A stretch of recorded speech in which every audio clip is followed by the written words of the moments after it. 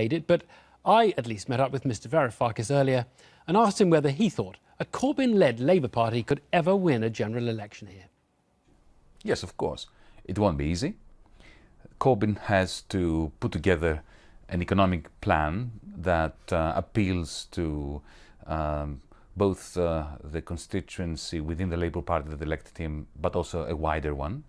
I think he's perfectly capable of doing that because, just like in the rest of Europe, I believe that people have had enough, have had a gutful of the standard narrative that Labour needs to be squeezed during the good times and then squeezed again even further during the bad times. But it is your contention that there's a kind of a groundswell of opinion, as there clearly was in Greece, which was in much more desperate circumstances, a groundswell of opinion that says we're fed up, we've had enough time for a real change, not a cosmetic change. You only have to talk to people around the place to recognise that there's not yet a groundswell of opinion that Corbyn should be Prime Minister, but that all politics, this constant attempt to satisfy the illusory median voter, with both parties, all parties, congregating on this fictitious person's shoulders and trying to serve his or her prejudices. The centre ground of politics. That I think people have had enough of the spin that this attitude generates, because if everybody says the same thing, the only way to differentiate your product, your political product, is by spinning.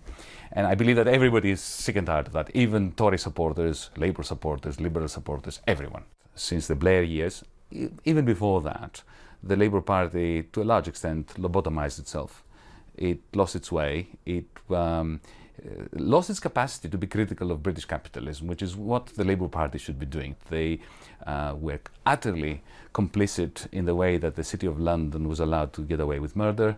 And then when the City of London imploded, the Labour Party, the Labour government, didn't have either the analytical capacity or the moral backbone to counter the bankers. Do you think that Jeremy Corbyn or a radical left government in this country will, let's call it, the forces of conservatism, do you think those forces will find some way to attack a Corbyn-led government? It's already happening. You only have to read the press now. Over the last week, for it. Let me give you one simple example. Jeremy Corbyn quite sensibly questioned the nature and texture of quantitative easing by the Bank of England. And he suggested an alternative.